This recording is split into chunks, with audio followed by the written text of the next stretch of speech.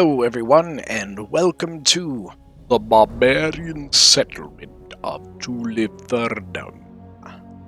This is a 4v4 siege with myself in it. In this siege battle, we are going to be using the rules, the rules that we know of for Pixelated Apollo's upcoming tournament. So the first part of that was picking the map. I rolled some dice on the known maps that we know of, and this is the map that we were given, which was Tulifurdum.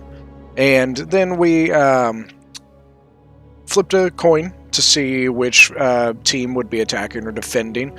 My team lost that coin toss, so we ended up attacking this settlement. And basically what ends up happening at that point is we do each team bans one faction, and Rome and Kush were already banned. So what ended up happening, I believe it was Rome, Kush, Seleucid, and I don't remember what the last one, but regardless, in all it's four faction bans. And then after that, it goes player by player. They pick their faction that they're going to play. So what ended up with this one is and also it's on large funds, and you couldn't bring more than 6 of one melee unit type. So like Bowie here couldn't bring like 7 sword followers. He could only bring up to 6 of them. So on attack, this is everybody on the attacking team is from my team in the tournament that's going to be in the tournament. So as Bowie we've got Bud's Rome. Carthage right here is myself. Tylus is Pedro, and then all the way over here by himself is Galatia, and Galatia's being brought by Dave. If we do a quick army comp, Dave has some Galatian swords moving his siege towers, some Levy Freeman helping protect his flank, and then a bunch of Galatian legionaries. So 1, 2, 3, 4, 5. Did Dave? Oh, Dave. 1, 2, maybe it is 7. You know what? I think never mind. No, it was 7 units, not 6 units. That's my bad. Once again, like, these rules have kind of changed. They're not 100% yet, so we were just using the rules that we knew of at the time. Tylus has a unit of Noble Horse here protecting against this gate. Tylus, let's see, what has he got? Tribal Warriors, Oathsworn, Tribal Warriors. So let's see, 3 Tribal Warriors. Celtic Warriors, 4 Tribal Warriors, Celtic Warriors, some Thracian Warriors. Thracians are cool. Yeah, those are good. They've got really good AP damage. So I think he's got 5 Tribal Warriors, and then he has 4 Celtic Slingers. Then myself, I have, let's see, on the towers, I've got 3 units of Mercenary Gallic Warriors, 2 units of Libyan Infantry, or 1 unit of Libyan Infantry here, 2 more there, and then some Mercenary Iberian Swords, Cretan Archers, and I think I brought a Peltist unit. Yep, Libyan Peltist. Those bad boys. Some Mercenary Noble Fighters, always a must-have, and then 3 units of Mercenary Samnite Warriors as well, and 1 unit of African Pikes. My gen is just a standard General's Bodyguard, and we actually kind of set a lot of our stuff over here because it was the least exposed. We have Bowie's Celtic Bows, and the Galatians here and Archers are all over here as well. Now Bowie brought 1 unit of Oathsworn, 2 units of Oathsworn, 3 units of Oathsworn, Levy Freeman, Sword Followers, 2 Sword Followers, 3, 4, 5, 6, 7 units. So yeah, the rule must have been 7, not 6. That is my bad. And then I have a Mercenary Scutari cav over on this flank to protect from this gate over here. Now, unfortunately, because this is from our point of view, I can't really see too much of the defenders' armies, But I can tell you, we have Nabatea, which is being brought by Axe Minister. Nervii, which is being brought by Disclaimable. Arverni, which is being brought by Silent Fart. And Masacily, which is being brought by Poopy Man, the one and only, of course. Let's see, we can see a couple of Arverni troops, Oathsworn, Chosen Swords, and Chosen Swords, but that's about it there. We do actually have a unit of Numidian Light Infantry here on the, outside the gate on the hill here with a slinger backing it up.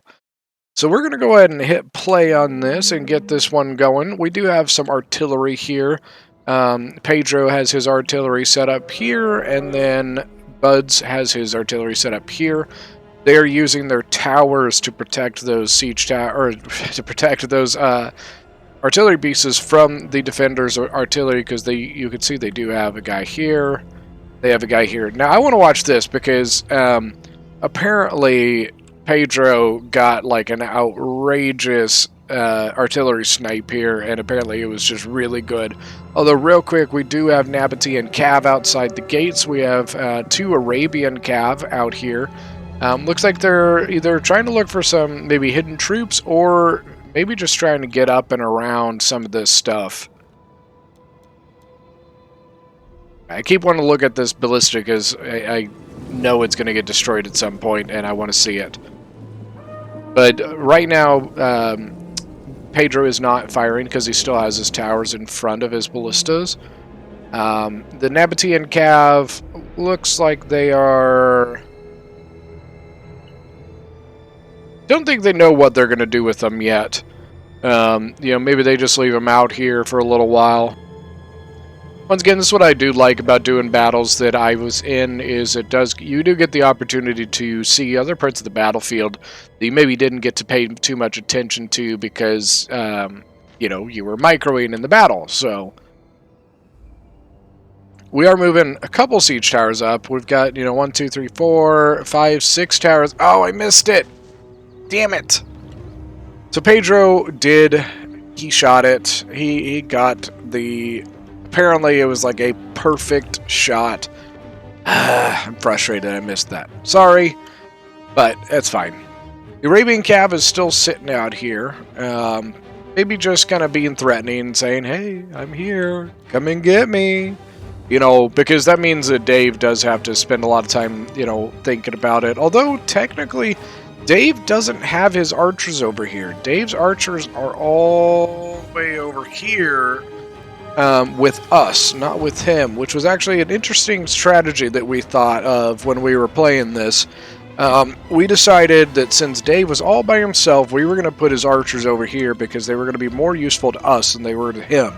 And then with them being over here, he doesn't have to worry about protecting them if he gets sallied out on. So it was kind of a fun idea. Does it work out? I don't know. You're about to find out. But we were trying new things. You know, once again, this was a kind of a team thing. We were all trying to play, you know, see how we worked together as a team, if we, you know, communicated well, things like that. Now, Buds does have his Levy Freeman coming up. I think, really, he's just trying to get onto this wall to silence this Bastion Ballista, so then he can move his stuff and free up his Ballista to do what it needs. Now, we saw that they had archers up on this hill, and that is one of the reasons we brought these ballistas, is because this hill is very, very good for shooting down into this area or shooting in over here, but it is extremely exposed to that artillery. So we decided to start shelling this because it's so tightly compact here that you know you're probably going to hit something. Got a lot of Pila coming in from the Nabatean swords. But once again, it's a Levy Freeman. That's why you use the Levy Freeman. It's just there to silence this and eat that ammo so that the more valuable troops, as they go in, they can, you know, they don't get focused down by those javelins near as much. Now let's go ahead and prop open this stuff. Look at some kills and look at the map here. Kills, see that ballista from that one volley up onto this hill is already at 28 kills. So we pulled up and we decided I decided just to kind of stop here. You you know, don't want to get too ahead of ourselves. Tylus is a little behind me, so I don't really want to hit this wall with Tylus so far back. Tylus is also continuing to shell with his artillery, trying to get into these compact areas. Nabatea basically ran his archers away because he was getting shelled up on that hill. The infantry's still there. We do see a unit of Numidian light infantry inside. And the levy freemen they are broken now, 46 men, and they're just kind of getting shot piecemeal by the towers as they run. But this is one of the bad parts about this area, unfortunately. If the attacker doesn't bring artillery, you can really set up a nice defense here and hold these walls, but if they brought artillery, you're so exposed up here. It's very, very difficult to hold that. And here comes Nabatea bringing those archers back. I think he realized that he had to have them there.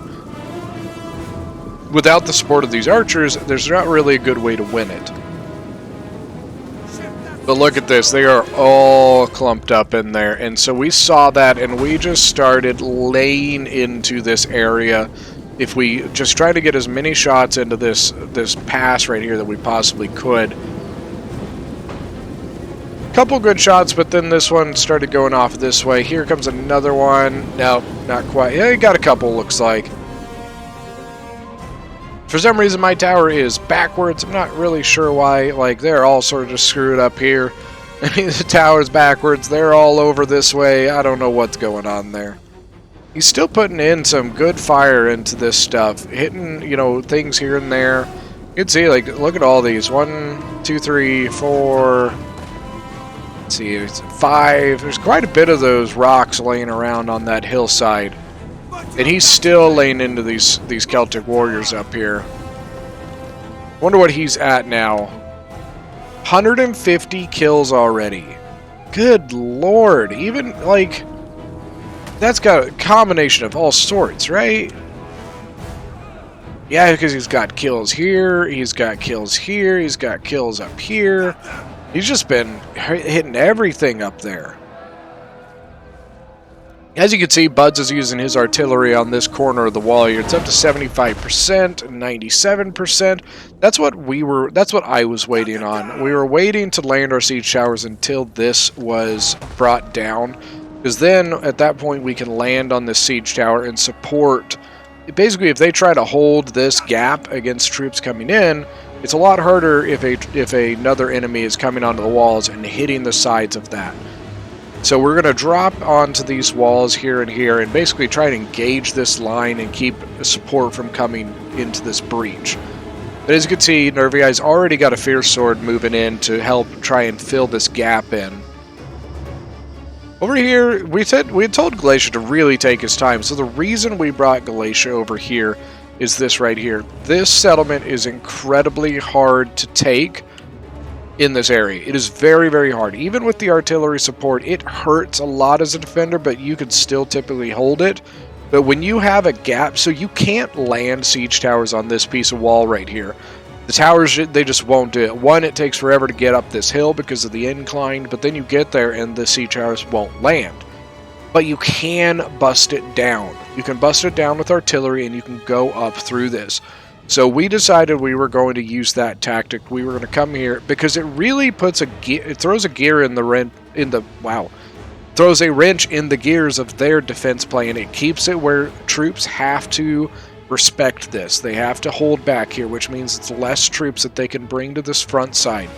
So it is one of those things that I found on this map. It's incredibly important to bring something over here and try and take this out. But it's also very risky because you're typically all by yourself. So as you can see, we are on the walls. I've got Gallic warriors.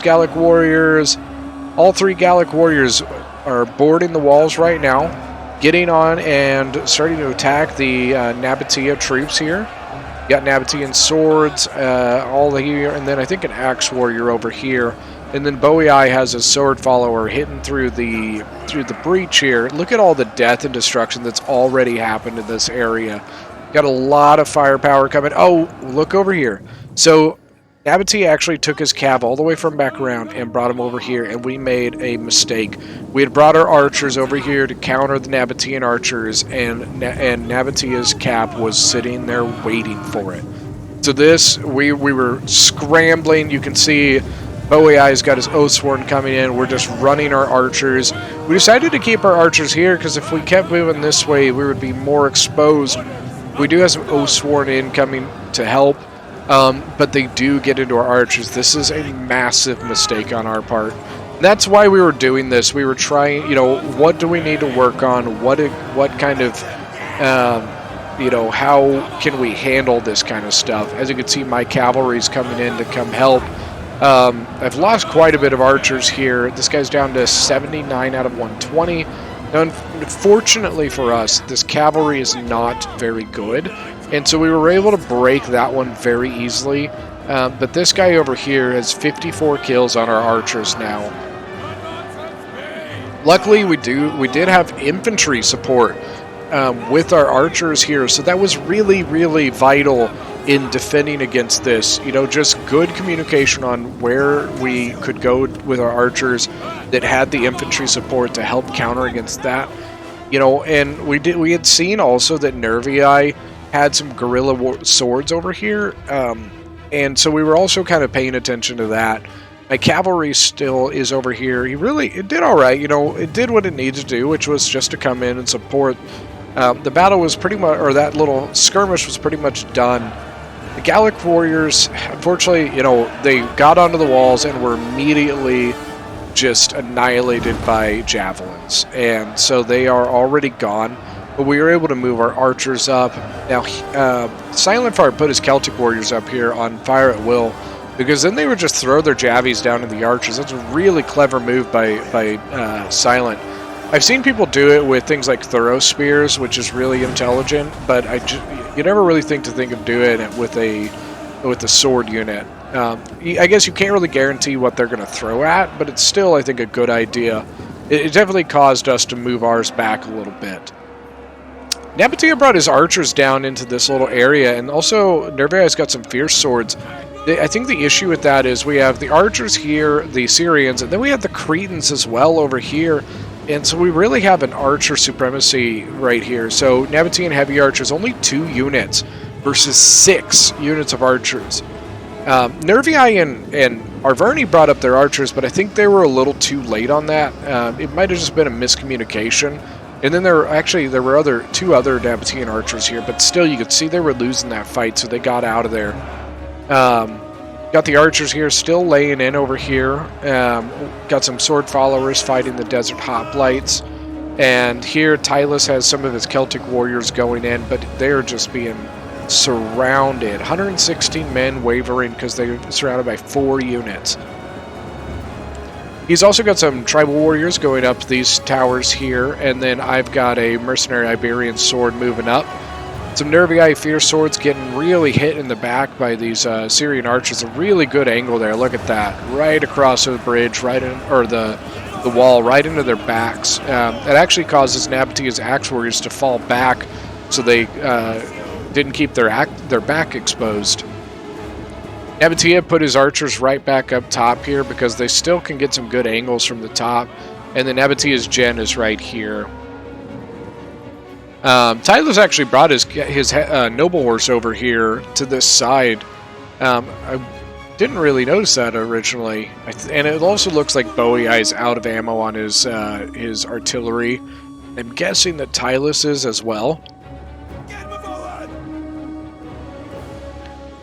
Nice idea. So Tylus put his siege tower, the extra siege towers he had up, as a little defense against the artillery in case they decided to turn it and try and go after the slingers. Nice idea there. Let's see. Oh, sword follower is protecting my flank against the guerrilla warrior or guerrilla swords, just in case, so that my Cretan archers can get some shots into like these fierce swords over here, stuff like that. We're still taking some pretty heavy fire from this hill from Nabatea, but as you can see, we've got a pretty good push going on here. We got some mercenary Iberian swords coming in, hitting the flanks of Nervii and Nabatea here. What are these tribal warriors coming in from Tylus, hitting into the Desert Legionaries. And then more more Nabatea coming in, some Desert Hoplites trying to fill in these gaps. But it might have been a little too late because we got some gaps that we can move through if we need to here.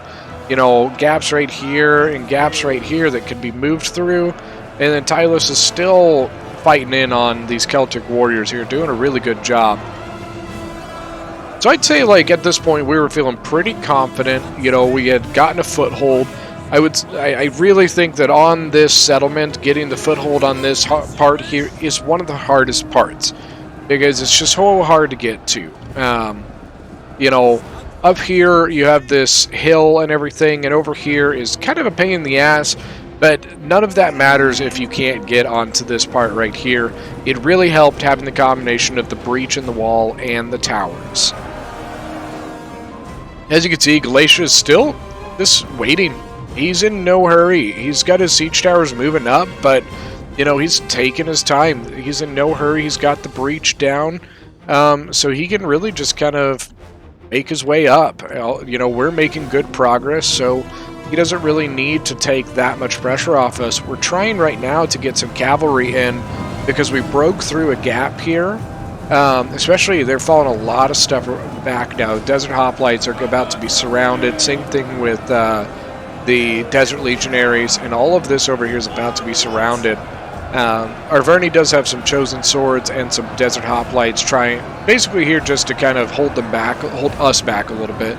Desert Pikes here with a lot of archer support back here. But I think what he has to do is he's got to set up a line to create a corridor so that his archers can get off this hill. I think is really what the issue was there. That's why he had to put the pikes here, otherwise he loses his archers on the top of this hill. Oh, and look!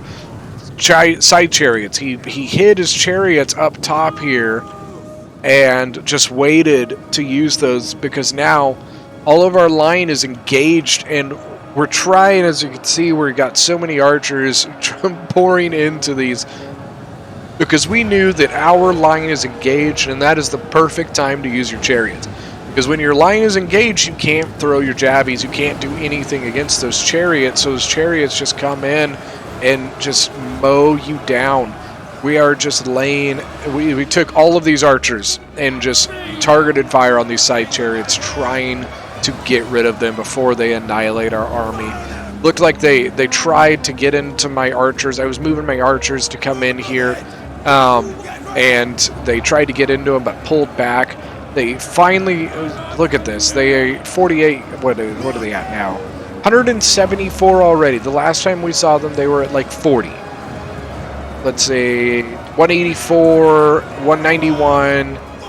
Okay, I think we finally ended up dealing with them, but I think they did right around 200 kills just in that little thing. You know, I think we handled it as best as we possibly could, honestly. But they definitely did some damage there. That was painful, and we were not expecting that. Tylus's noble horse is still trying to kind of peek around here. I think, unfortunately for Nabatea, like, they got their archers out, but now their pikes are pretty much fully engaged at this point. It's going to be hard for them to pull those pikes out of there. They have some Desert Legionaries and some Fierce Swords here.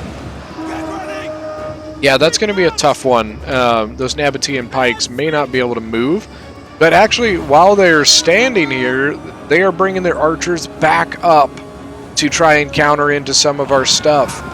Got some Iberian swords. What I like about the Iberian swords is they have a controllable javelin, so you can sit there and you can target your javelins on people, and not very many units, especially sword units, not very many sword units have that ability. So I was able to set these guys up and use them to target the pikes, or maybe even, no, the Desert Legionnaires are going to Testudo. I've got some Libyan infantry. Yep, my 3 units of Libyan infantry are also up here with the Syrian archers, you can see shooting up over, targeting, looks like the pikes still. I got my archers in here, and I am fighting back against the Nabatean archers. This one is just getting shredded up on the thing. I mean, they're just outnumbered. It's one of those things it's hard to counter that sometimes, especially depending on the position you're in. You can see the Iberian swords throwing those jabbies right into that pike line, and Nabatean archers still over here trying to shoot back, but their issue is they have Celtic warriors and fierce swords sitting on top of them, and so when you have a unit sitting on top of your archers won't fire because they just don't fire. Galatia, yeah, Galatia, I guess, ditched his siege towers and just moved his infantry up. So he's got some his Galatian sword line here with 2 levy freemen in front. Once again, just kind of slowly working his way forward. Or, you know, as the song goes, working his way downtown. Celtic warriors trying to hold this flank. It looks like they're trying to get the Nabatean pikes out, or maybe just move them into a more defensible position. They did get quite a bit of their archers. Well, maybe not quite a bit, but 2 units of archers out of there. And I think the other 2, unfortunately, died on this hill. Noble Horse came in and charged these chosen swords, along with some sword followers. And then, I think, yeah, he's just trying to get through this unit here. Trying to work his way, hopefully to, I'm guessing, to like search out this hill, make sure there's nothing hiding up there. Also, the nice thing about this hill is it has a great vantage point over this area back here. So you lose this hill, you basically lose this entire area. They're still holding this right here. You know, you've got your hoplites, your Desert Legionaries, and then a pike that is getting shredded, but they are holding this area pretty well.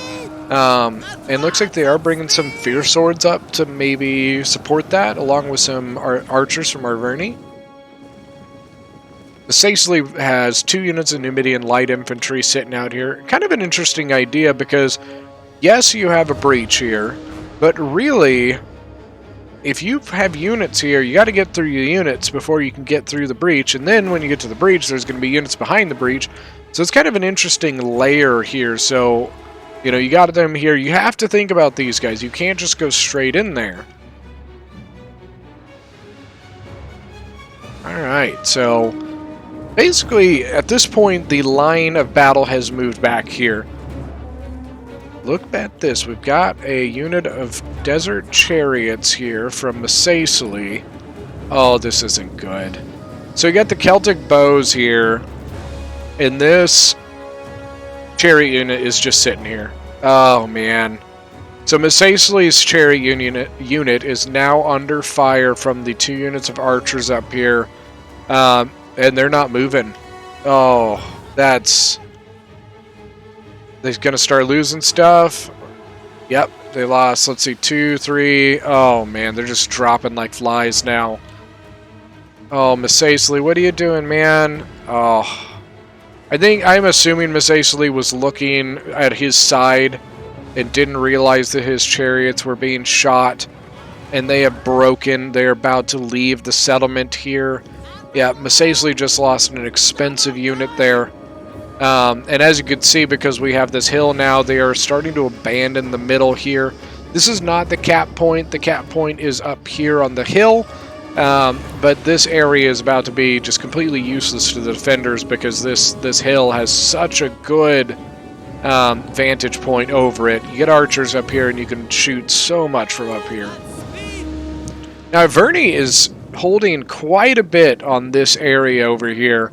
Got a lot of chosen swords, his archers, and looked like 2 units of Oathsworn. On this side, you can see Sicily is engaged now with the Galatia. The Numidian light infantry are both fighting now against the Galatian swords, and then we've got some more Numidian light infantry coming out of the breach here. Let's see, 2 units there. Yep, two units, and then a Desert Legionary coming to help. But then we got some Galatian swords coming in as well. So it's kind of a smart idea because now Sicily is basically preventing Galatia from even getting to the wall at this point. And doing quite a bit of damage to some of these frontline troops for Galatia. So Galatia is taking a lot of damage on those frontline units, which, you know, is kind of the point of them. You know, they're there to kind of soak up the damage, the javelins, things like that, tire out the enemy, so that your more elite troops can come in. I've got my Libyan infantry coming in down the middle here. We're once again using the Ancient Empires mod for this, and it just makes the units look so awesome. Look at this standard bearer. He's got the lion on his head. You know what I mean? Like, it's fantastic. Mercenary Iberian swords as well. We just wanted to really take control of this center area. I've got another Libyan infantry over here. These guys look really, really good. I love these shields that they've got. And Tylus is starting to push on Arverni over here. What's very interesting, I thought this was a very interesting tactic here. Arverni is actually not retreating to the final area back here. Arverni is actually holding on to this area. And look at this. Oathsworn, Oathsworn, Oathsworn, Chosen Sword. This line right here is just ridiculous. And I'll tell you more about that here in a sec. 2 units of Chosen Swords getting ready to defend against Tylus. Tylus is just using a bunch of his javelins against them for now. Try to whittle them down as much as he possibly can. Then we've got the Gallic Hunters moving forward here. I'm not sure what... He's probably just going to go take some pot shots at my infantry. Especially like these guys, they have a side shot straight at them, so that'd be a good shot to go for. Galatia, his front line lost. I mean, you can see Masacely did quite a bit of damage here. It was a big fight. Oh, and here comes more artillery from Galatia. He's going to use that artillery to soften this up over here. Might even be going for this Desert Legionary back on the front here. Yeah, we were not really wanting to go... We're not wanting to do this because you have this line here, but then you also have this line here. So if you attack into this, this can collapse down on your flank if you want, and the other way around. If I attack this, he can collapse in on my flank. So it's kind of a sticky spot. You know, we didn't really want to go into this because that Oathsworn line is just ridiculous. I was told to go into this line.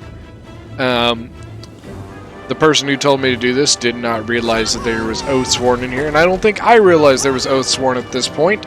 So I'm sitting my... I think we basically thought that it was a line of Chosen Swords, and so it wasn't quite as, like, daunting. But then we realized after a sec that, hey, no, these are Oathsworn that we're going into, and the Galatian artillery is actually shelling this position at this point.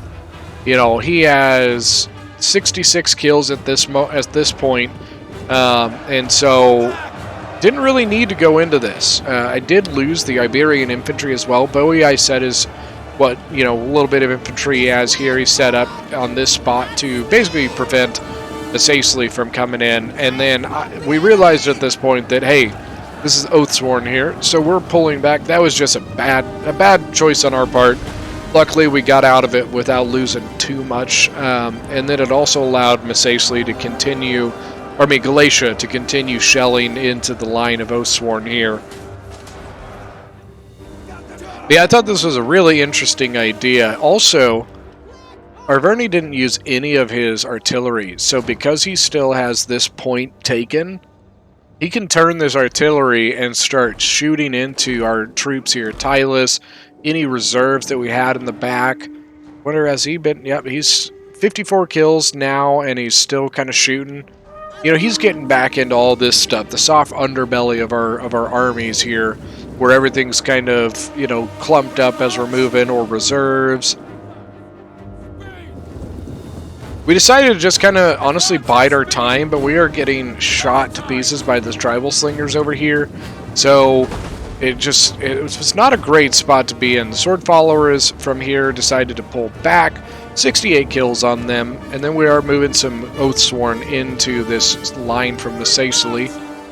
And Galatia, as you can see, is starting to move some of his stuff up. I think he's using the towers to basically kind of shield his men against Masacely's artillery here.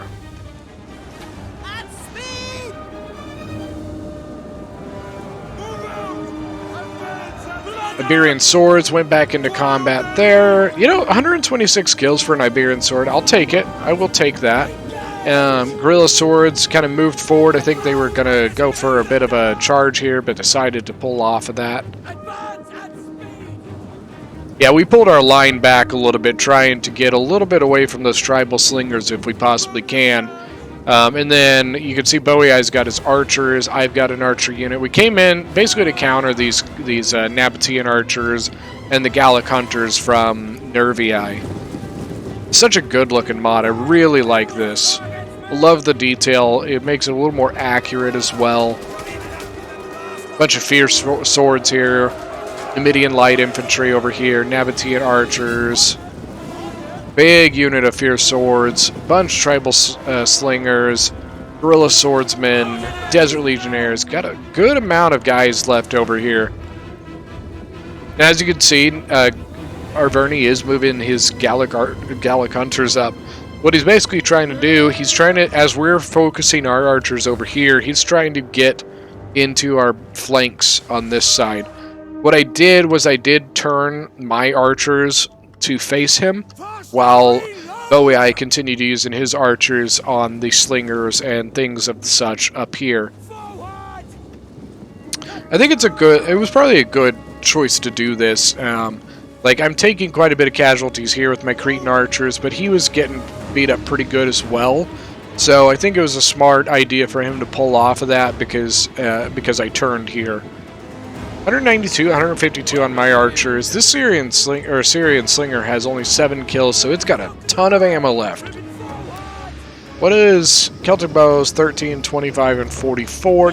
They're also not the greatest archer either, but I bet they still have a pretty solid amount of ammo. And then Tylus has his slingers here, which do still have ammo. So, as we have our front line, I've got Samnite warriors, and then a tribal warrior all engaging this front line of fierce swords, while our archers and slingers do a number on their back lines, like these slingers over here. And then eventually we'll probably start shooting the fierce swords because they're very vulnerable to arrows and things like that. Macesley actually sent a Desert Legionary out of their defensive position to come join Arverni. I thought that's kind of an interesting decision. Arverni has actually lost a lot here. Zosworn 115, 91, 116, 121. So even though this was an interesting decision to hold this area, he actually lost quite a bit there. They only have 50 kills, 67 kills, 121 on that guy. Yeah, so they've taken some pretty good damage over there. Not sure if that was worth it, but I do like it. I also wonder if maybe if the attackers didn't have artillery, I think this would be a very interesting tactic to basically keep this as a thorn in the side of the enemy. I almost wonder if it would be an interesting tactic. So something like this, having somebody holding this area here, somebody holding this area here, and then the other two holding this area here. I really would be intrigued as to how... I'd be interested to try that sometime to see how you would have to hold, or how you would have to attack, given that there's an army here, an army over here, and 2 armies up here. It'd be a very interesting nut to crack to get through that, because you'd be kind of surrounded on all sides here, and you'd have to break through somewhere, because if the defenders held this with one army, it would take quite a bit to go take this from them. Same thing over here, and they wouldn't be able to just push right through and go for these guys. I want to try that sometime. I'm going to try that. Keep an eye out for that. I think that might be a video upcoming, because I think that'd be a very interesting thing to try. As you can see, we were making a lot of... I mean, right here we did lose quite a bit. We were just getting shelled from the Gallic hunters, which we couldn't really touch. They were so far back here, and they had a really good angle here, that even my 95 armor Samnite warriors were really taking a toll there. 76 kills on this guy, and then I'm bringing my last Samnite warrior in. Celtic bows, I think, are still firing. Yep, they still got ammo, so they're still going to fire. As you can see, Arverni is basically just trying to run away. He's trying to get out, and we saw it hopefully in time, because we're going to try, but as you can see, it's going to be a little too late. We didn't see that quick enough to try and stop this. What we wanted to try and do was catch these guys before they could return. But you can see Masacely sent out some Numidian light infantry to slow us down. Then there's a Desert Legionnaire here that we're going to have to deal with. Luckily, I mean, catching with this is good in and of itself. So, but it would have been really nice to catch those Oathsworn. Galatians make it a really good push here. Desert Legionaries are trying to hold back these Galatian Legionnaires. Got 2 more in reserve. They think this guy is probably just trying to get some Pilotosses. Oh, okay, so he was able to, quote-unquote, land, but he can't get off because you can see, like, technically it's not on there correctly. It's kind of dumb, like, you couldn't just jump over that. Come on, guys, you're soldiers! So, we are basically just trying to catch this Desert Legionary. He's kind of being interesting. He's actually going to pull his, pull it outside the gates here. And kind of an interesting thought, basically just running it away, said, you know, come and get me. But yeah, as you can see, this whole corner is pretty much done. Arverni doesn't have too much left. Got the Chosen Swords, Libyan Infantry can attack them. Yeah, so they're getting surrounded.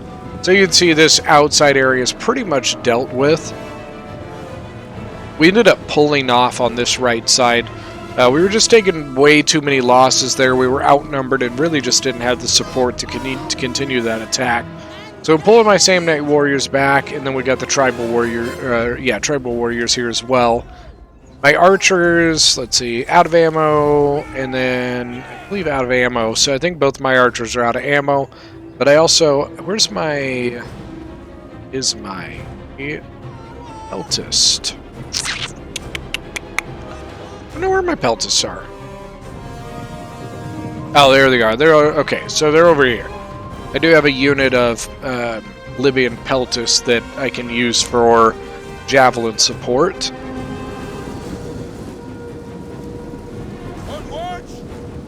So now it's just the point of kind of setting our stuff up. We had moved a bunch of stuff in here, but you can see it's probably a little too much for this area. Arverni and Masacely sent a ton over here and really stifled Galatia's attack. I really like the red for Galatian Legionaries here. Look very cool. And the Masacely Legionaries, they look like Romans. I mean, Legionaries, you know what I mean. So really stifled Galatia's attack here. This is a good place for it.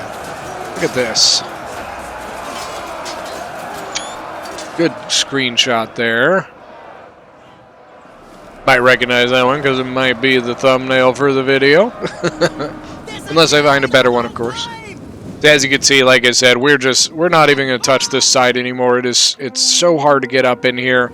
So we're going to hold off this side and see if we can push on this, especially because all of their range support is over here. So we decided we're going to push this. I pulled off my Libyan infantry because, once again, there's way too much in that small little spot. Half of our guys just really weren't doing anything. You know, tiring themselves out when half of the unit wasn't even combat. I've got my African pikes coming up as well. Then I have my noble fighters over here. So they actually pushed down over here. Numidian light infantry coming down. Tylus noticed it and sent his tribal warriors to stop that before they kind of got out of the gap. And then we just decided to move back in. We got tribal warriors, my Sam Knights. But now we're falling back. Now they're pushing forward. I don't know what's going on. Okay, so we're going to set up a defensive line here. We set up a line here to hold, and then I think we're going to kind of create like an L in this spot. It is a big push by the attackers, though, and we really don't have a lot here. So I'm throwing in my Cretan archers that are out of ammo, just trying to slow them down as much as possible until we can get more guys in. The Thracian warriors, this is a really good unit to throw in at this spot because these are Desert Legionnaires. They got really good armor, so these Thracian warriors, that AP damage is going to do very well for them. And because all the archers are over here, well, most of them at least, I put my pikes in this spot here because it was the least exposed area and the place with the least amount of archers at it. So it was the best place that we felt that we could get a breakthrough in, especially using these pikes. Because really, there's nothing that these units here can do about it. But as you can see, the defenders are making a really good move and moving their archers over this direction to try and counter down. So we're going to try and beef this out, you know, as much as we can. You know, trying to stay here as long as possible before moving these pikes. Look at those, like, the Carthage symbol here. Oof. Big volley coming in against them. Look at that. Because the this guy here is also a skirmisher unit, so he can throw his javies right into those pikes. 145, just kind of whittling them down quite a bit. Samnite warriors, and then my noble fighters are in combat now. Look at these guys. Those noble fighters look awesome. So they're going to try and beef up my side of the line here, which is the right, with the Samnite warriors kind of holding the middle here. And then Tylus brought his Oathsworn up. So now we have some really good high-tier units. So Oathsworn, and Noble Fighter. Arverni brought up his Oathsworn, and then Nabatea brought his Noble Swords up. Noble Swords, I personally am not a huge fan of. I just don't think they're very good. As a gen, though, like, Nabatea doesn't have a ton of options, so I understand why he brought them there. And then Arverni's Oathsworn. Oathsworn is a very, very good unit. But so are Noble Fighters. Noble Fighters, I think, are one of the best top-tier units out there. Maybe not as good as a Galatian Royal Guard. I don't know. I'd have to put a test to that. Might be another good little video to put out. Be a test against, like, some top-tier units versus other top-tier units. So we pulled the pikes back just because of the amount of archer support that was here. Just pulled them back out of combat. 56 men left. Not a ton of them left, but enough. Libyan infantry going to take this gate because then we can bring my cav in, and who knows, we might be able to find something to do with it. 222 kills on that Syrian archer. Very, very nice for Galatia. Galatia's just trying to push his way into this gap here. Masacely is getting very, very thin, and it's going to make this entire flank is going to be very, very exposed. That means that this is going to be, there's nothing going to be there. Masacely is moving a Desert Legionary and his gen over to basically just trying to hold this. Oh, nice shot. I didn't realize this. Tylus is taking his Celtic Slingers and hitting the back of that defensive line over by the breach. Nicely done by Tylus. Got my Peltis here. They're trying to get some shots into the back lines, like the Oathsworn from Arverni, although I think they're already gone now. Still have an Oathsworn from Nervii, but my Noble Fighters are going to start getting into them. The Noble Fighters are at 142. Oathsworn at 251 for Boei. What's his gen at? 134, pretty good. 155 for Tylus's gen, and only 44 for Nabatea. Arverni actually has an Oathsworn left at 82 men, but he's only got 62 kills. I think he's just trying to get out of there. I think he realizes that, you know, both sides are looking really, really thin, so they need to consolidate a little bit. I guess he's going to take Shield Wall here. I guess trying to hold as long as he possibly can. Got more, like, our units are engaging here. We'll see how that ends up going. But I think you can see that the balance of power is really starting to swing in the attacker's favor, which is us. I don't know why I, spoke that way.